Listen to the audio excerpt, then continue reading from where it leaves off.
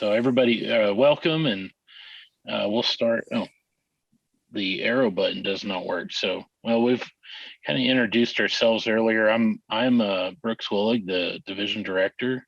Been elected June 2021 is when I came on. So tonight we got our guest speaker Robert Thomas, and he's coming from Division 6, and we've got John Emerson from Amarillo and Charles Anderson from San Angelo here. So welcome everybody.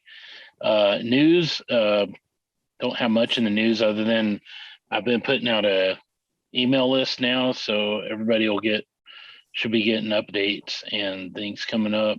I'm hoping to do a website soon just to get some place to put everything together, just to have a landing page for people to go to for the division. So that might take a little bit longer to do, but that's in the works. And announcements, not much announcements. February meeting, the meetings will be every third Monday of the month. So far, if I have to change that, I'll let you know, but that would only be a work schedule unless I can find somebody to host in the meantime. Old new business, not much going on right now, so let's get through that. So anyway, I wanted to put in a segment in here just for anybody to show or talk about what they've been working on. And I'll start because I got some pictures here to show y'all. So I've been working on a diorama for a filmmaker, a friend of mine, and I'm gonna get my video out of here. So that way, so this is a 4-foot by 4-foot little section right here. And I built this frame out of 1x4s and 1x3s. This is like 2-inch foam you can buy at Home Depot, but I was really worried about the stiffness of the foam. So that's why I built this frame, glued it on, painted it. And this is a first craftsman structure I'm building it. So I didn't have the drawing I've got's in a PDF or a PDF format. I should have imported it in here, but there's supposed to be a little food burger stand. So this is a laser art structure kit from Laser Art Structures. It's an O-scale kit. And so this is the first craftsman structure I'm building.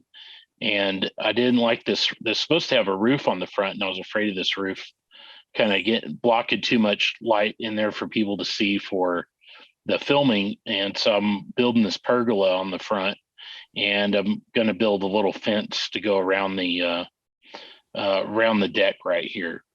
And so I was up over in Artesia for a week doing a choir performance event. And so during the week, I actually brought this and started working on it, and I was getting it all put together. In this little spot here that's circled in red, I got all of it glued together, but I was missing that wall section in there.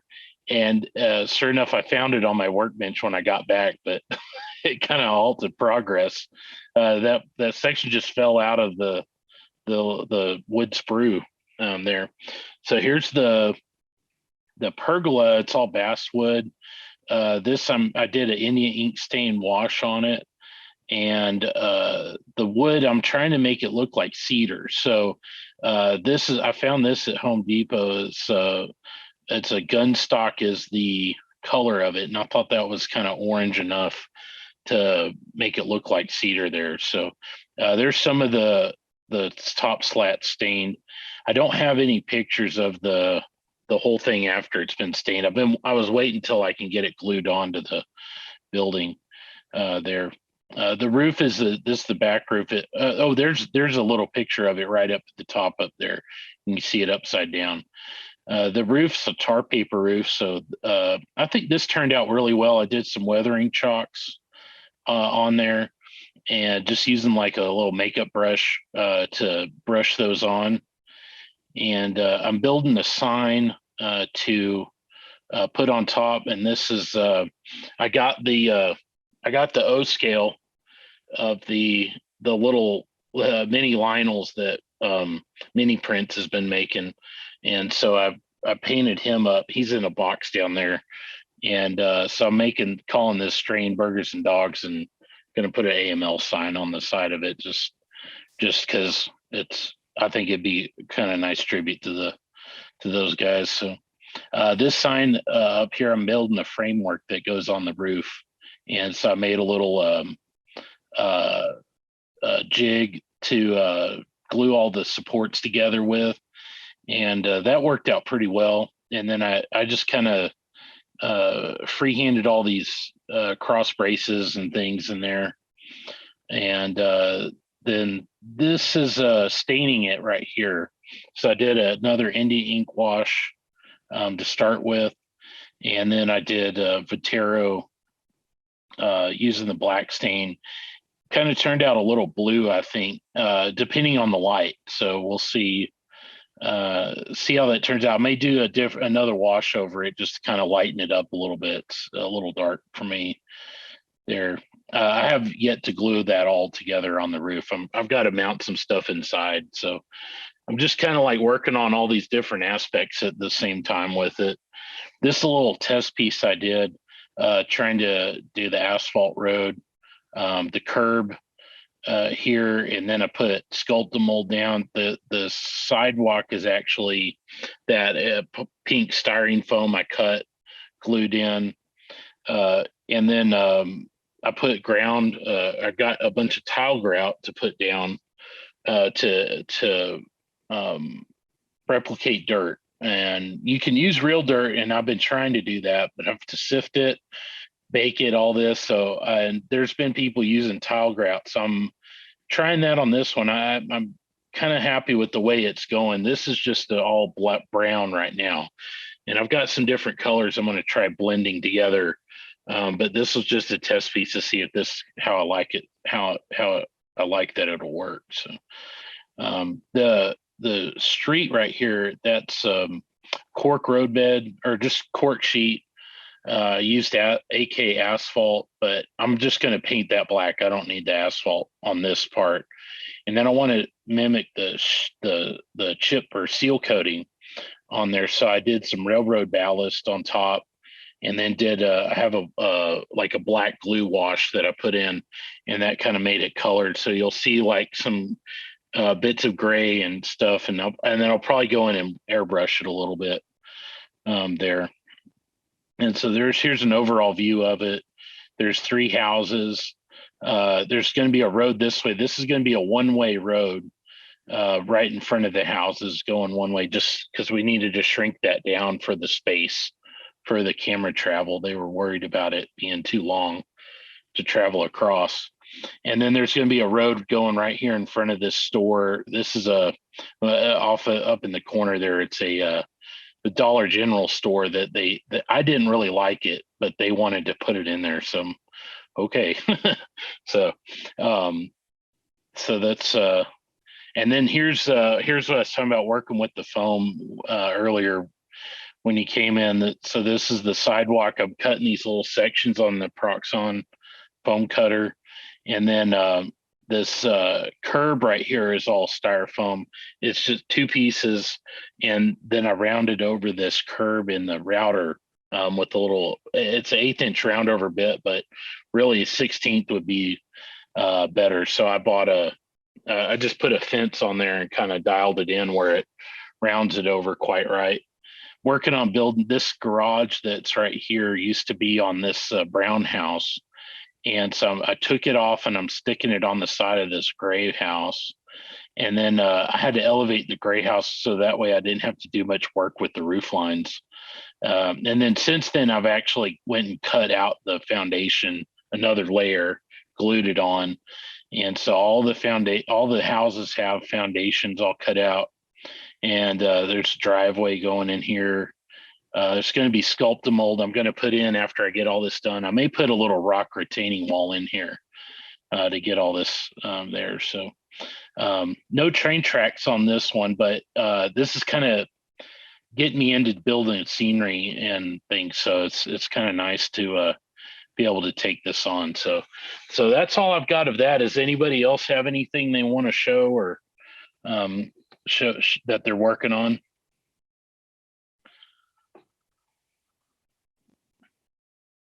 All right, if I can go over and grab a coal scuttle, and I'm basically kit bashing a coaling station for my locomotive facilities, and I got a regular Walther's kit for the coaling tower, but I found something I bought several years ago with the Tichy scuttle. It's pretty well detailed, and it's got counterweights in it, and I'll just grab it and show it to you. It's just something I can grab in my hand. Yeah, go ahead. We'll wait for you. Okay, it's embarrassing to tell you how long it takes to put something like this together, but the counterweights are down at the bottom. Let's see here. I've got it like that, and the coal bucket, and then the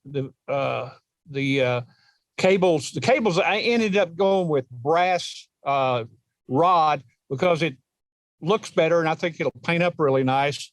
And anyway, I've spent about 2 days tinkering with this thing, and I think it'll add a highlight to that particular coaling tower. Yeah, that looks really good. That brass rod ought to be a little durable too. So if fingers or things don't catch that, break things off. Yeah, I thought I lost it because my daughter's cat got in the workroom, and next thing I know, I could hear some plastic crunching, and but I got out unscathed, and the cat's still alive. So it's not skinned there. Well, that's really neat. So cool. I don't know if John's got anything to show or anything. And okay, I got to go turn some lights on. Okay. Brooks knows that I'm doing G gauge, and I do it indoors. This is impressive. I lived in Texas for 45, 47 years, something like that, so this is my yard, and let's see if I can get in here, and you can see sort of me in the size of my hand, and it is G gauge. I don't know, just zoomed out or something. It looks good here, so we can see. Yeah, so when you were here, I was still working on this. This yard had not been completed at this. Yeah, end. I was going to ask if you got any work done on that. Yeah, I got that done, and so I've basically got 4 trains at all times up on the layout and running, and then the yard will hold about 60 cars. And when your cars are 12 to 18 inches long and much longer than, so don't get dizzy. So it's an island layout, and you walk into it, and so I'm going to turn around and over here. I've got a refinery, and I've actually got a refinery module that was built for a client, and I've got to do some work on it to finish it up. I got a Lego crane in the front. I need a bigger crane. And so my refinery, it's got 3 tracks, a couple of loading tracks. And I've got some murals that I'm going to put on the wall, photo murals that we're still developing. I got a friend that's a photographer, and we're going to get some stuff printed off. And so as I back up, you can see I've got switcher here sitting here. And then I got an interchange tracks where the reefers are sitting. And what it do is drop train, and the main line is on the left. Mhm. Now, if I'm going to slowly turn around, and I have a warehouse that I'm mocked up over here. I don't have any buildings yet. So the trains are dropped off on the interchange track here. And a couple of nights ago, I switched out the reefers here. And so I've been working on this. This was not anywhere near complete, I think, when you were here, Brooks. Yeah, the build. You didn't have any of the buildings there. No, well, I just started thinking about it. Now I get into the messy part because I've been in the process of trying to lay out track and think about what I was going to do over here, and then I started reconstructing stuff way over here, and so I have this is my under construction area, and this is a siding off of a passing track and in the main line, and it all goes down to the other end of the room. And I started changing the center island quite drastically since you were here. Yeah. And I took the track out because I all the track that's in here now is all hand laid track, but you can see the brass track here. So the brass track was going across this area in front here, and actually the rest of it's right there. Wow. But I got this whole area torn up. So the layout's 51 inches off the floor. And I've just got the back walls sort of mocked up here. They're still held in place with clamps. So that's what I've been doing for the last month. Yeah. So it was a pretty good year. I mean, I managed to lay about 600 feet of hand laid track and 39 switches. Cool. Well, Yeah, it's that's looking impressive. good. It's looking good. Yeah, thank you. Yeah. Now I get all zoomed in here, and I don't know how to zoom back out.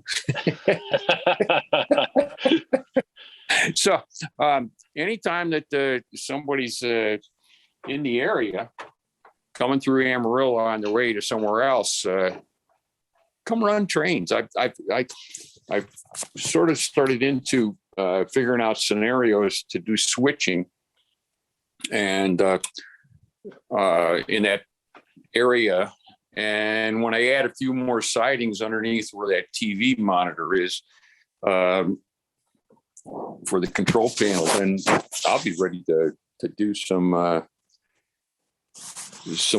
playing around. Cool. So anybody's coming this way, going to Colorado or something, stop and see me. Yeah. So do you have an outbuilding for this? Is this an addition to the house? What is the building you got there? This is the house. This is the basement. Oh, the basement. Okay. Did you ever hear of a basement in Texas? Not in San Antonio, I have. I mean, when I lived in Houston for 27 years, a basement was called a swimming pool. Well, it's kind of half basement though, because it's like half of it's in the wall and half of it's, dug into the hill and half of it's on the other side, huh? Yeah, and the third of the basement is my garage. Yeah. But and we're in a hilly section out here. Amarillo is just like flat as a pancake on the east and the south, and once you get across the river to the north and get to Dumas, it becomes flat again to the Canadian border. You guys are in a much hillier country, I think, down there, aren't you? Yeah, a little bit, but we don't have basements very often. I mean, if you're on the side of a hill or something, you might have that. But yeah, I got 17 feet of elevation from the the front of the house to the back of the house. We're definitely in the hill. So sort of nestled into a canyon here. And so when the wind blows, it's about 10 or 15 miles an hour less than the rest of Amarillo. That's great. So the basement has a ceiling of 9 feet. The house is a concrete house. The whole structural shell is concrete, and that gave me no piers or beams in the basement. So I built an island layout, and the aisles are a minimum of 40 inches wide, and there's no duck unders. That's great. So if you got to have a walker to get around, you can come visit me, and I have no thresholds, and so you can come in from the driveway through the garage and into the house. Cool. Well, thanks for sharing that, John. Thanks for the opportunity. Yeah. There aren't too many models. There aren't. I know 3 other G gaugers in all of Texas. Yeah. Barry Boggs was on the meetup last Thursday that we had down here. He was making a train elevator for his G scale stuff. Yeah. If you can imagine what that is, it was a TV, like a lift for a TV. It was big enough to lift a big boy up and down to another level. Yeah, I meant to call him today. Barry and I have known each other for over 30 years, and I saw his layout in his first house, and I was in the midst of switching from S gauge to O gauge, and I decided, nope, the O gauge was out. Yeah, he's quite ingenious. He's helped me out a lot over my time. He cast all my frogs up for my switches, which has really been really nice. Yeah. He brings a lot of scratch built stuff up here. He'll drive it all the way up to San Antonio and bring it for the luncheons. Oh, okay. Get back to where I was at here. Okay, cool. Well, thanks for sharing that, John. And we'll move on now to our guest presenter, and then Robert, if you want to show us anything afterwards, we've got a Q&A section. So Sure. So tag on whatever you want to show us after that. Yeah, that's okay, Brooks. I'll save it for next time. I'll join you. Okay. All right. Sounds good. Okay. Well, our guest presenter for today is Robert Thomas. He's in the Division 6 of the LSR, Lone Star region. He is modeling the Crawford and Cherokee, and it's the Frisco Railroad based in Southeast Kansas, set in the 1920s. So I will hand it over to Robert now. So I'll stop my screen share, and Robert, I'm sure you got slides or something. Yeah. So let me see if I can bring them up here. Okay, I'm going to do this in reading mode. Let me know if that shows up okay. Yeah. That's show up okay. All right, so I changed the title slightly to the early 1900s because the recent projects I was going to show includes building some pre-1910 cars to have an operating session that's just after the turn of the century. I'll show you one or two of those a little later. Brooks, how much time should I plan on here? I think 30 minutes would be great. Okay. I was planning to do this for about an hour, so okay. We'll all right, guys. Keep it short. Well, feel free to interrupt me. We've only got 4 people here tonight, so if you've got something you want to ask, feel free to jump in. I'll try to go through the slides in about 30 minutes here. So thanks for joining tonight, and Brooks, thanks for inviting me to come and present. Just a quick introduction. I think we've gone around the room here. I'm in San Antonio, Texas, part of Division 6. I'm a supporter of both the Frisco and Mopac historical societies and groups. And I'm from the Southeast Kansas area originally. I moved down to San Antonio in 1994 for a job down here. My previous layout was kind of a transition era Frisco layout, and I've torn that one down and sold most of the collection there, but you'll see a few items occasionally. And my latest layout here is this one, which is set, kind of 1920 plus or minus 10 in terms of collecting models and running it as an operating session. So this gave me an opportunity to move entirely to steam and try some new kind of construction approaches. Here's me, if you guys know Speed Mueller down in over in Dallas. He and I met up at 2 train shows ago now in Plano. This is from 2020. So when you all think of Kansas, most people think of open fields, tornadoes, maybe, some grain elevators. But when I think of Kansas, I think of, what I knew when I was growing up. All of my family were coal miners. And that's not widely known, but Southeast Kansas was a big coal mining district back around the early part of the 20th century. Some of the things that influenced me when I was a senior in high school, I was the tour guide the first year this old coal shovel was open for tourists as a kind of an attraction in the area.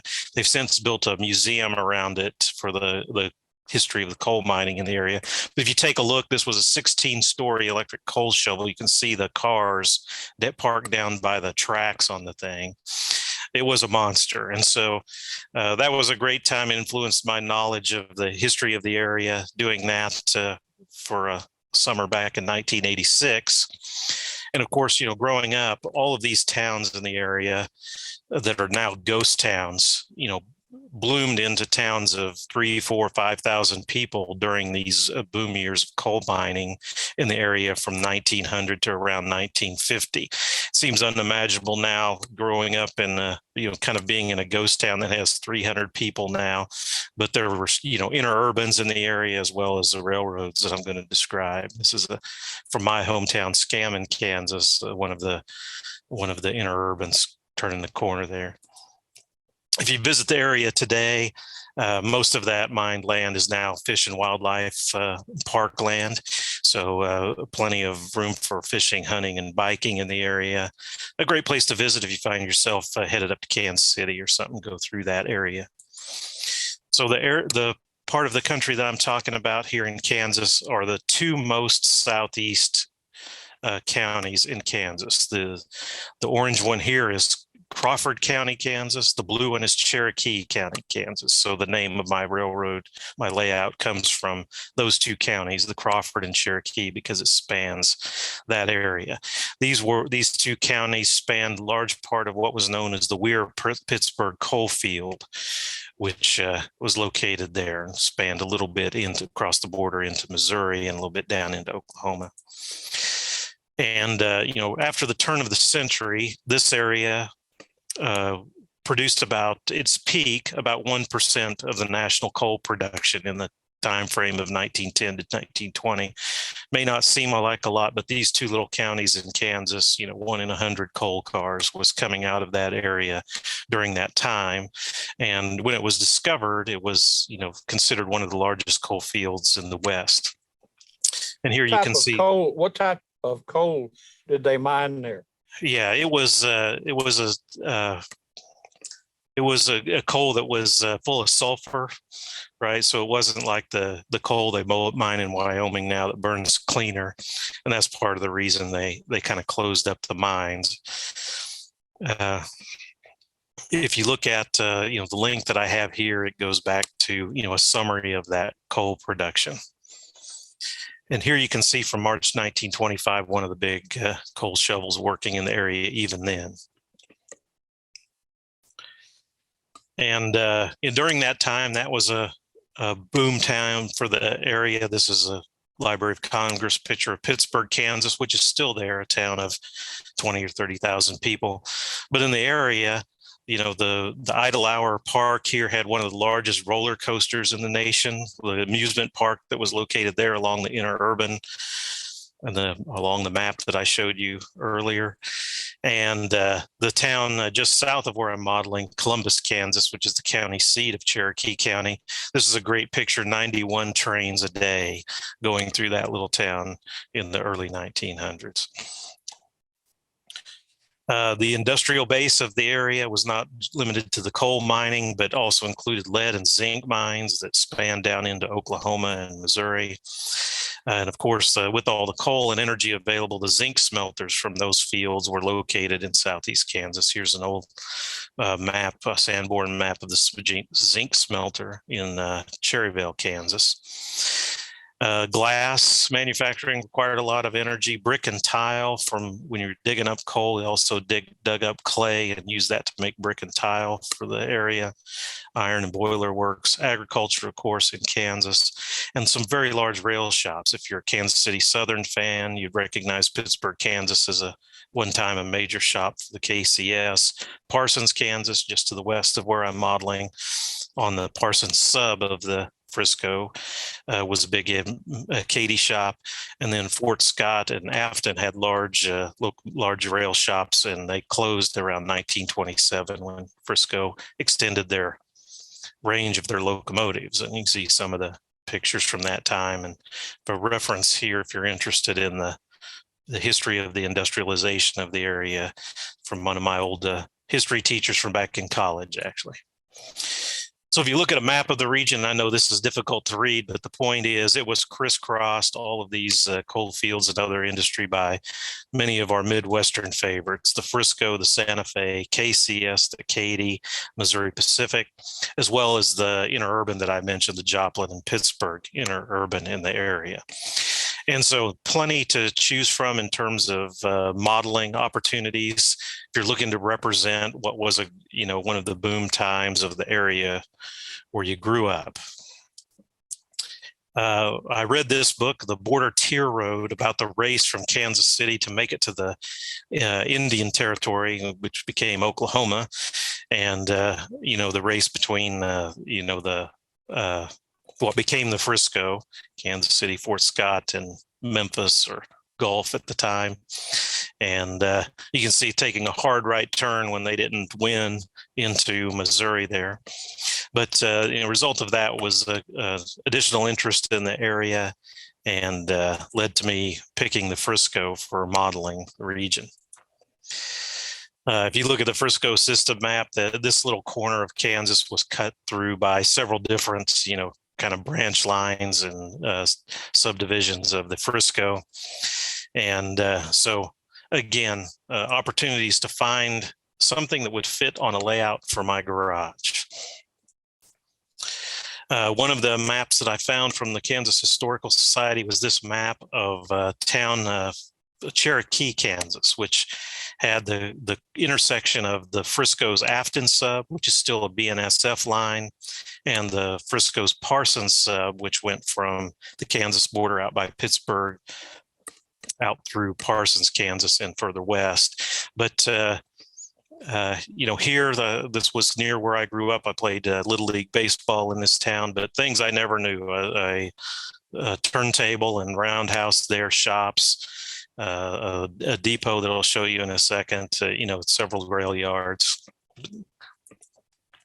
And, it was a going concern back in that time. Here's a 1923 timetable excerpt. If you're looking at Cherokee, a number of named trains, first-class passengers, such as the Meteor, famous for the Frisco, from the Frisco, the oil field special, as well as connections over to Joplin. And Frisco was one of the early adopters of the motor car, the Bull Moose, here for local kind of passenger service. And here's the station that was built there in Cherokee at the intersection of those two lines, a two-story depot with this turret. I was telling Brooks when we came on, I'm looking to find a way to 3D print at least the turret part of this, if not a good section of the depot. But, nice modeling element there. And originally built by the Kansas City, Fort Scott, and Gulf, or Memphis, depending on the time, and later acquired by the Frisco. Here's a view of that, a photo of that, another photo of that depot looking along the Parsons sub to the west. You can see, you know, the interchange here with the Parsons sub that I've chose to include on the layout, and the southbound train there heading into the rail yards on the south side of town. There was also, as I mentioned, a small engine house turntable there. You find a number of examples from this old postcard of choices for modeling a number of 10-wheelers parked around that engine house. So one of the maps that I found was this one that allowed me to find some layout design elements for what I ended up building. Here, you got to turn your head sideways. North is to the bottom left on this map. But from this map, I was able to pick elements like the South Cherokee Yard, this interchange of tracks with the Afton sub from the Parsons sub, a Mopac interchange on the east side of town, and then this branch line that went to Weir, Kansas. See that here in a second, as well as a mine off to the south of town, the Lightning Creek mine, which I've picked to include on the layout. But a nice map. It includes not only these things, but a number of the names of the industries at the time. We follow that branch line about 2 miles off of the previous map southeast to Weir City, Kansas. We found that the end of that line, end of that branch line on the Frisco, had a Y for the town to turn the trains, and also included a double track through town and a house track, as well as a brickyard and mine off to the south end of town. This is a 1915 group of Sanborn maps that I taped together for this image. But a nice small town, interesting with the Y, and a number of industries to choose from to include on a small layout. Here's a picture of that downtown area, the station freight house there in Weir City. You can see the water tower here. The city had a water tower that was made from brick back in 1898. That's 120 feet tall and still stands out on the edge of town. You can see here the switch stand for the Y going off to the left from this postcard, and some guys in a horse-drawn wagon unloading cars there downtown at the freight station.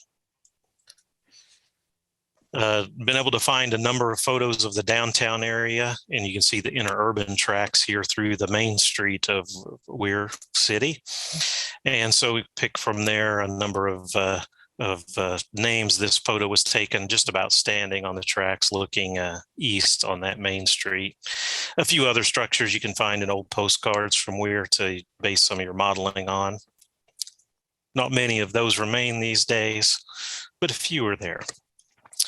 Some of the industries I've been able to locate representative Sanborn maps. Here's the brickyard that was out to the south of town, and this historical postcard, which I would have never picked the roof lines from this Sanborn map, but here you see a group right around the turn of the century standing outside the brickyard, and the kilns there in the background. Grain elevator and feed mill, and then in the area was excuse me, just one second, was a common industry in the area, long bell lumber. It was one of the nation's first vertically integrated companies for everything from cutting their own lumber to milling it, to transporting it and distributing it at their lumber yards. One of their sites was here in Weir, Kansas, and here's a photo, I think a very similar set of structures taken from Altus, Oklahoma. So my design goals, I had a good deal of HO investment from the past. I wanted to build a portable and storable layout because of my space constraints. I still wanted to use my garage, and not only for the layout, but also for vehicles. So I don't have any fixed backdrops right now. I have backgrounds that I set up for photos. And, I built this in a sectional kind of configuration in that it can be reconfigured, and I could work in small bites as I constructed it. The bench work is a waffle bench work. We'll see that in a second. And it's a fairly narrow walk around style layout. Most of the width of the layout is around 18-inch wide kind of module or section. It's point to point, flat. Hey, we're in Kansas, no grade along the thing. And try not to include too much track with the theory that we'll have room for scenery and that less is better. We're going to have at most maybe 4 operators here in a nice open area.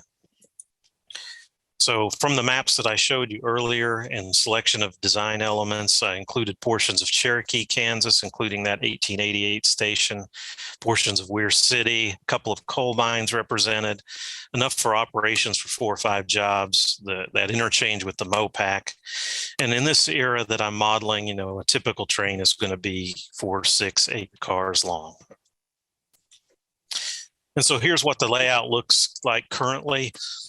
This is a drawing from using any rail to represent the layout. The space that I have, the overall square here, is just over 18 by 18 in a 2-car garage. And you can see that we've represented the Lightning Creek mine, Cherokee, that interchange over to the Parsons sub, a place to park cars for that Afton interchange, the MOPAC interchange, and then the branch line over to Weir City, including the Brickyard and some of the businesses downtown, as well as the Y. And if you're going to put a Y in or a peninsula like this, you want to try to avoid, you know, cutting off the operators. So really, this is only about a, you know, 3.5 foot section jutting out here. It's easy to get around. I built the layout with the microengineering code 83 and code 70 track, and built almost every turnout from fast track turnout jigs, including a number of crossovers here. I've used Digitrax DGCC for years. I now have a home built DCC++ mounted permanently on one of the sections that I can use. It only needs to run, you know, 3-4 locomotives at most, as well as switch machines. I use JMRI to generate switch lists for the jobs on the layout.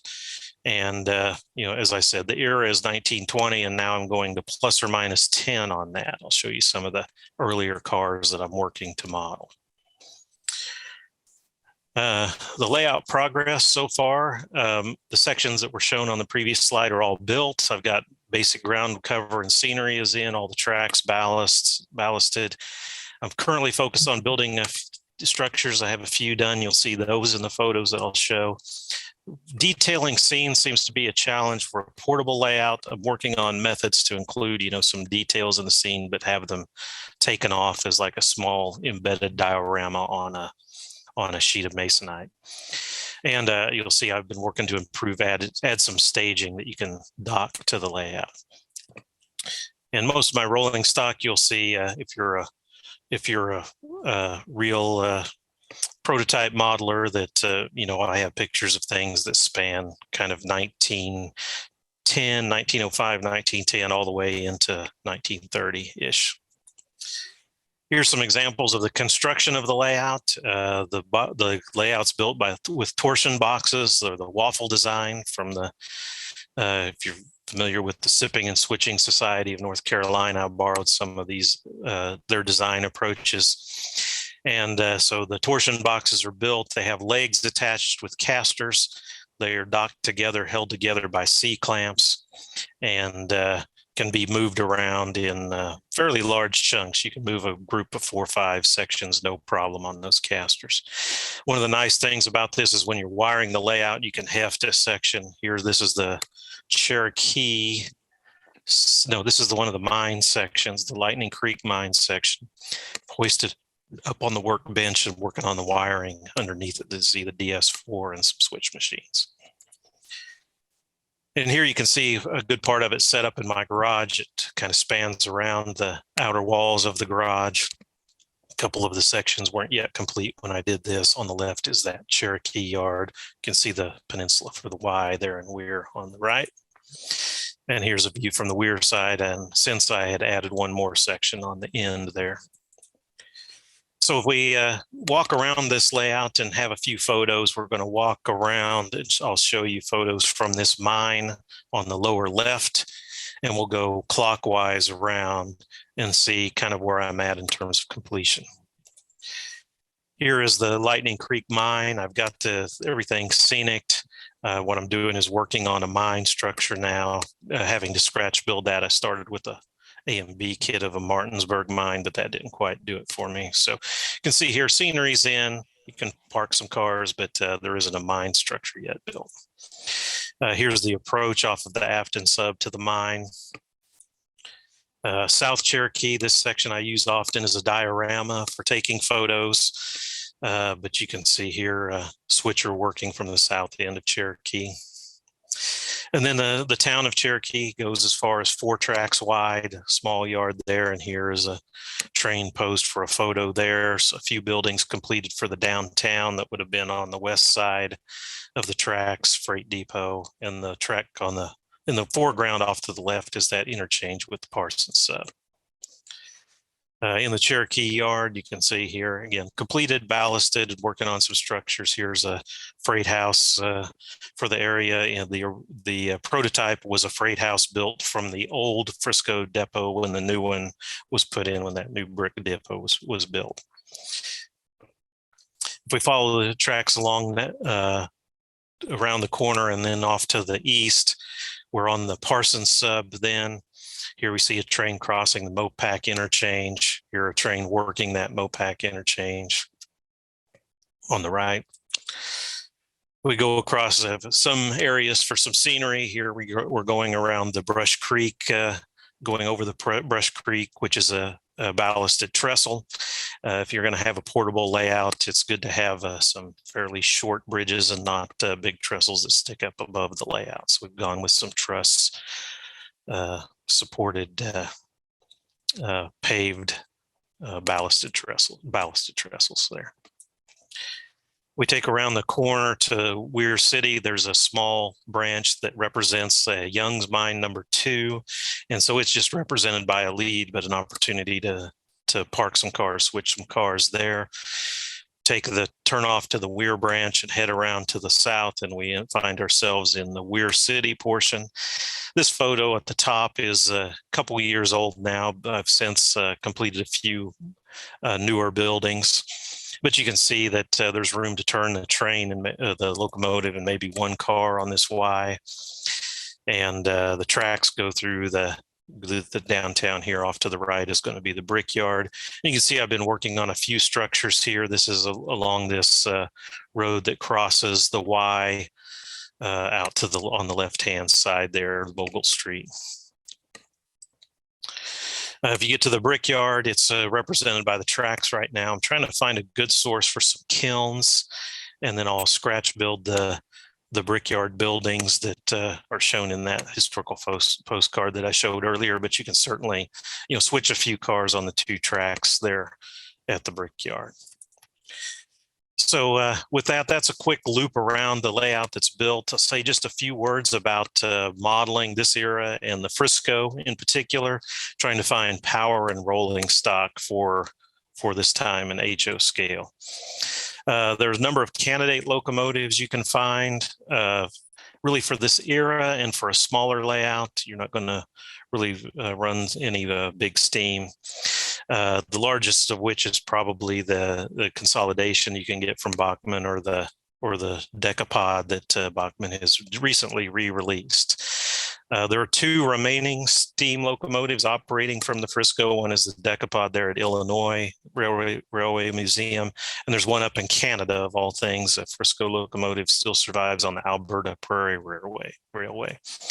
If you're interested in modeling the steam power of the Frisco, this is an excellent book by Lloyd Stanger that I've used for referencing, when and where there were locomotives. Here are a few model examples. Don Worth rebuilt a Northern Pacific into a 10-wheeler that represents a Frisco model. This is from my collection. Another one, consolidation from Don Worth, 1337.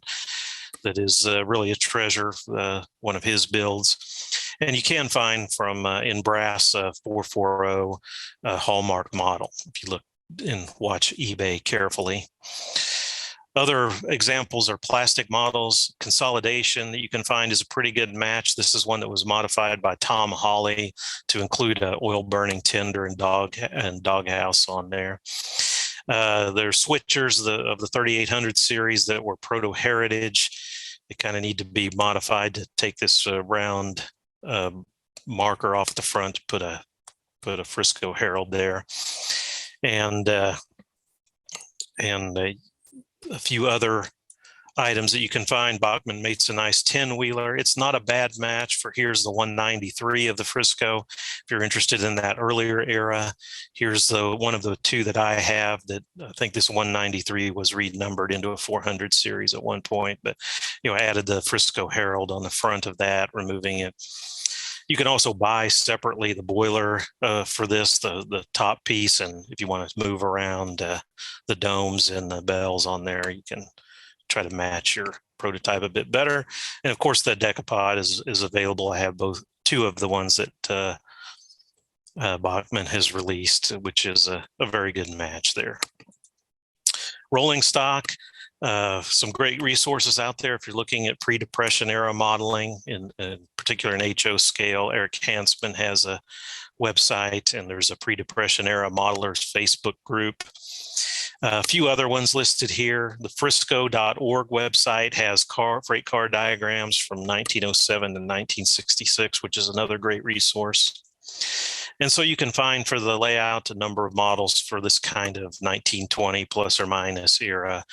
Westerfield makes the coal gondolas you need for the earlier models. AccuRail makes the steel hopper for the later 1920s. You can find some resin kits. This is a sawtooth boxcar for the Frisco, as well as you can mod AccuRail models, Rapido models available, although they're kind of lettered for later eras. Some of my recent projects have been to modify and re-decal some items into the Frisco, kind of the late 20s, early 30s. And my most recent project has been to build some pre-1910 boxcars in an effort to have enough rolling stock for a pre-1910 operating session. You can see my progress here. Had custom decals made by Bill Brillinger, Precision Design Corporation up in Canada. Send him some artwork and he'll make does a great job, makes what you need. So here's a couple of examples. These appeared in today's Model Railroad Hobbyist release in one of the photo listings that they had. You can find a few caboose models. There's an A and B model, but really it's a later 30s model. And you got to scratch build something if you want to, kind of an earlier 1910, 1920 model. There are diagrams out there. Here's Brad Sloan had a contest model from 2004 of one of the muley type cabooses. So you want to scratch build something like this or modify a model to get into this era and have a reasonable prototype or stand in. A couple of the ones that I have made are shown here. I made a blind in caboose from an old roundhouse kit, modified it to sort of match a Frisco kind of layout, as well as this is another one of those kits that I modified. But we're still refining this. I've got a couple more on the workbench that are a little closer match to photos that I have. You can find some period vehicles if you like putting together some very delicate plastic models. These Jordan miniatures are excellent. These four here were a gift from Jim James, who was another Frisco modeler, built a layout called the Zalma branch. And when he tore it down, he sent me a few of his items. So these are excellent for the kind of 1920s era. So what's happening now? I'm working to build more historical structures. I've been researching old newspapers and things. Occasionally you find like an ad. Here's the New York store in downtown Weir. You can see kind of what the store looked like, get the name, time period. As I mentioned, finding a way to detail scenes but still have a portable layout. Continuing to refine an operations scheme in JMRI so I can host at least two jobs going simultaneously for a few hours.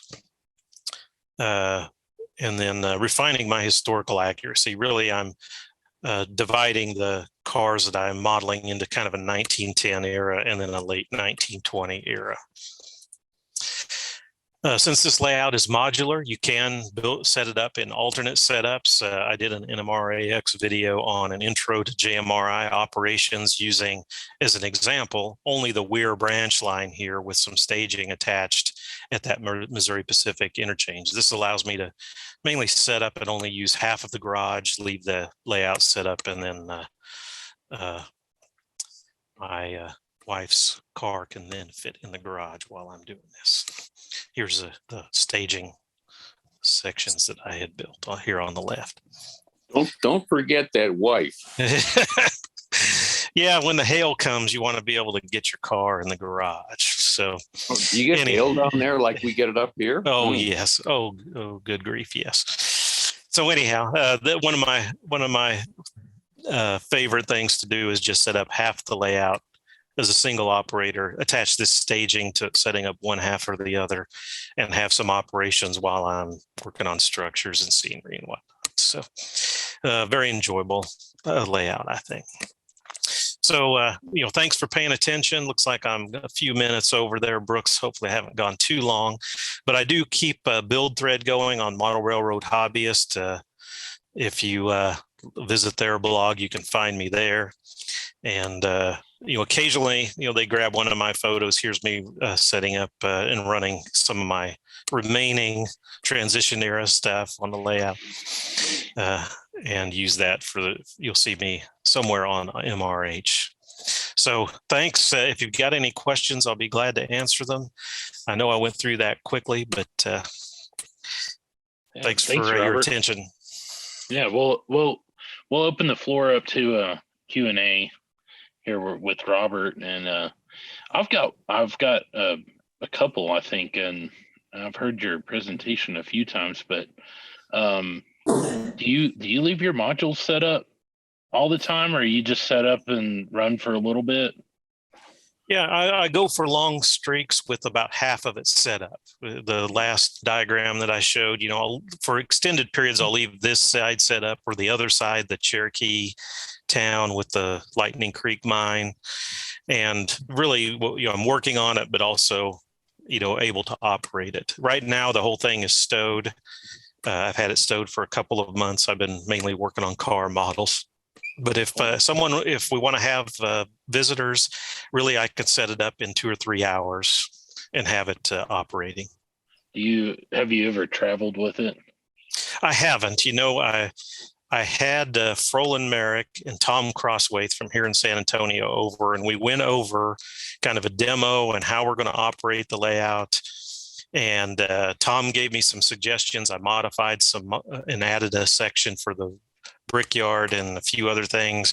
And then the lockdown hit with the pandemic, and I haven't really had people over since then. Cool. You're talking about storing it, with keeping details on there. How do you store it currently? Do you just have some shelves to put it on, or? Well, those sections, I didn't mention this, but they're sort of 3.5 feet or 4 feet, the shorter sections. The town of Weir and the town of Cherokee, the main sections, are about 7.5 feet. So you can set up the 3.5 plus 4 together vertically, and it fits under the ceiling. That's an 8-foot ceiling. And the longer modules are 7.5 feet. So I just have them on end, setting on something, so they're padded on the bottom. And I link them to one another, and then also have a retainer to hold them up so they don't fall over from the wall. And then I have shelves for the corner modules on storage shelves in the garage, sort of like what I have behind me here. I have a big shelf that the corner modules sit on.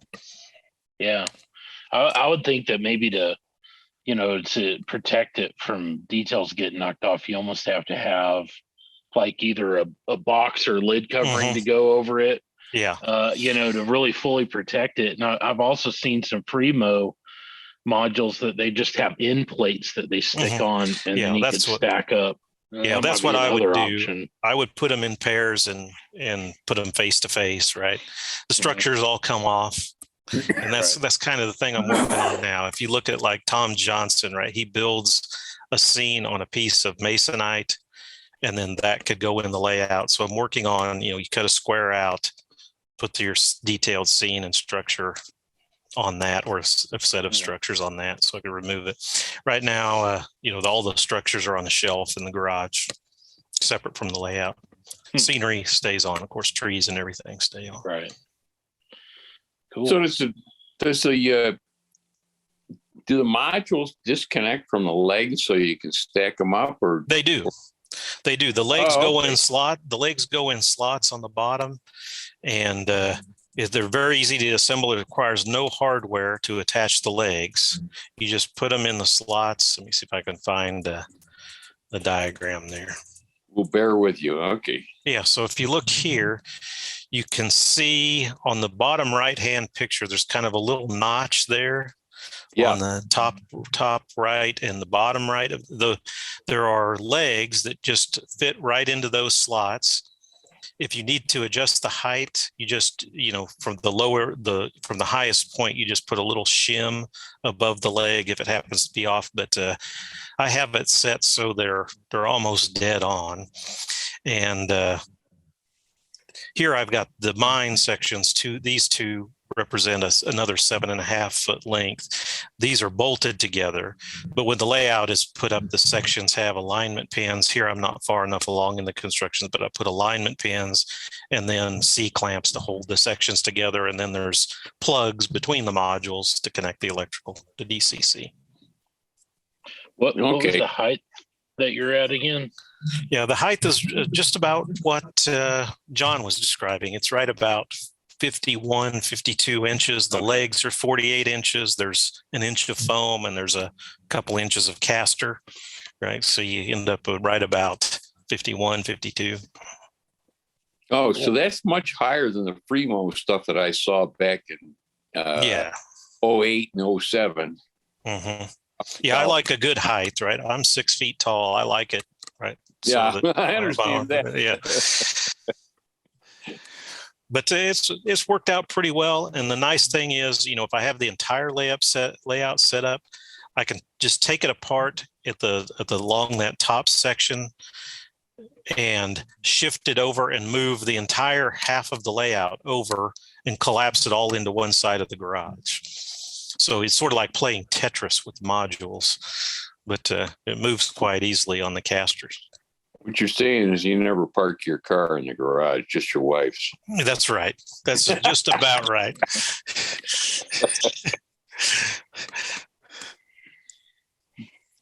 So you're down in San Antonio. When are you open? I would welcome visitors anytime when there's not a pandemic. Even when it's boosted. Yeah, I had a bad experience thinking I was okay a couple weeks ago, so I wouldn't wish that on anybody. I have a bunch of friends that all got it for somebody that refused to get the vaccine, and she spread it to all my friends, and I was just lucky. I wouldn't. Well, I had to go for work. I didn't really have a choice, and I did not escape it on the work trip. So, yeah. I'd be interested in seeing your layout. I have a daughter that lives down in Austin. Yeah. Well, Brooks has my email. If you're down this way, you all let me know. Let me stop. So I can stop my sharing here. If you let me know, I'll set up at least part of it, if not the whole thing. Like I said, I can set it up in a few hours if you give me a fair warning. Well, Brooks, send me his email address. Yeah. And if you look in the marker lamp, I assume you're NMRA. Yes. Yeah. I'm Division 6 LSR. Okay.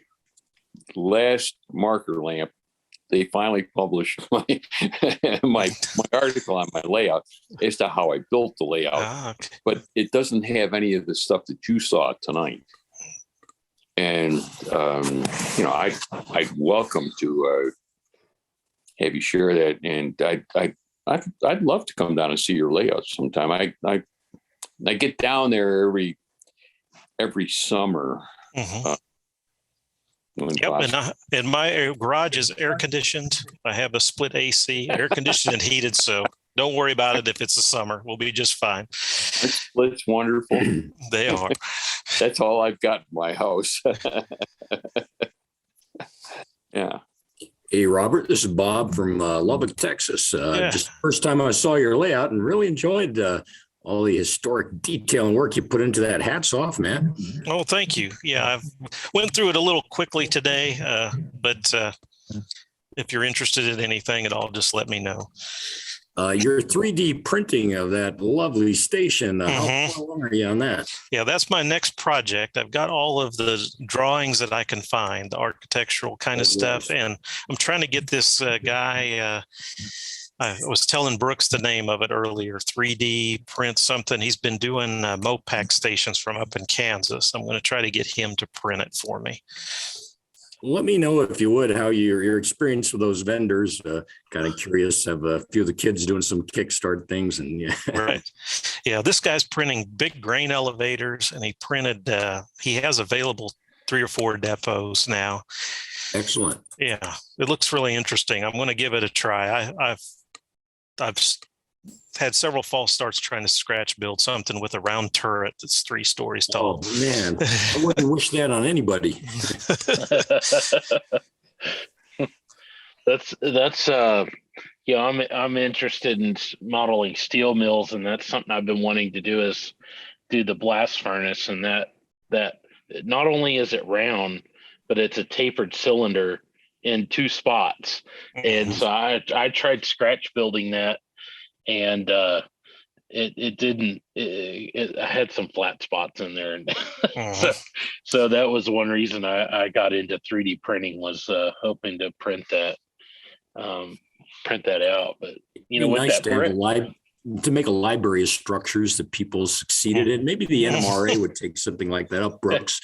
Everybody's kind of got it as a cottage industry right now, but man, wouldn't it be nice to have a catalog of successful, because that's the main cost for the printing. If you can just get the structure, some kid can press a button and get you any model. Well, and not only structures, but like with this diorama I'm doing, the thing I've been struggling with is all the detail parts. And you can get like Woodland Scenics has in figures.